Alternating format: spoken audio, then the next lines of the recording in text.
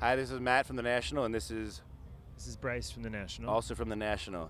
And we're at Bonnaroo, and you're watching Billboard.com.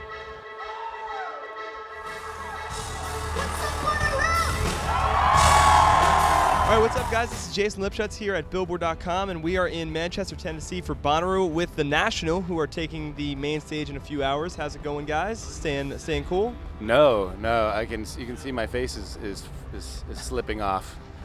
No, we're not cool in any sense of the word, but no, we're happy to be here though. Very cool. Trouble Will Find Me came out a little less than a month ago. Congratulations on that, and the tour is just starting. How has this album cycle been so far? I know it's just kind of kicking off, but you've already done some really cool stuff with the pop-up performances and the 6-hour-long performance of Sorrow. How is it all going? It's been fun. Yeah, the shows, we played Barclays Center in Brooklyn, and I think it was our largest headlining show ever.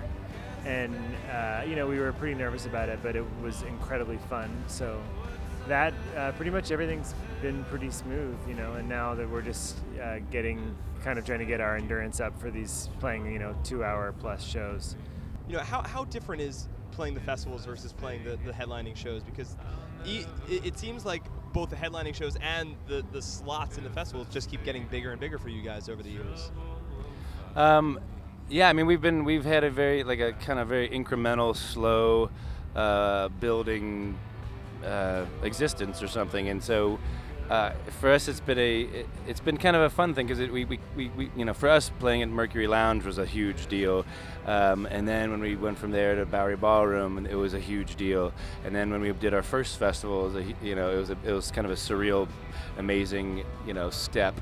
So we've had all these steps along the way, and so it's kind of felt organic and natural, and headlining arenas like the Barclays Center was daunting in some respects, but we just embraced it, and we had a really good time. So I think we're figuring out how to do it gracefully, hopefully. Is there anything you guys are dabbling with over the next few months?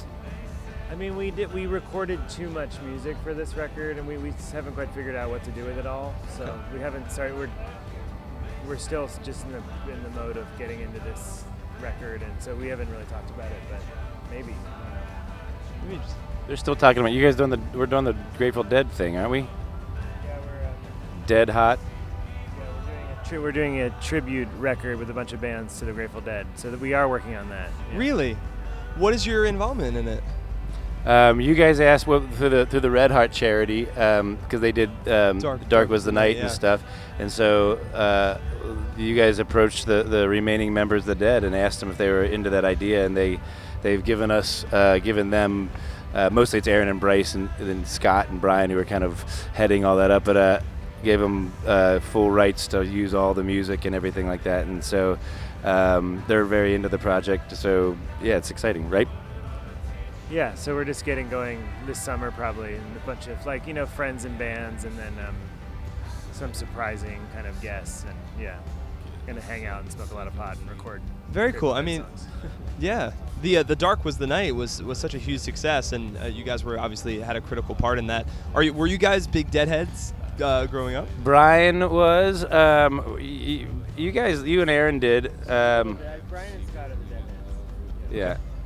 And obviously, like I said, one of the things you guys are promoting, aside from Trouble Will Find Me, is Mistaken for Strangers, which you guys presented here this weekend, right? This morning. Okay. It played, or at noon today, yeah, in the cinema tent.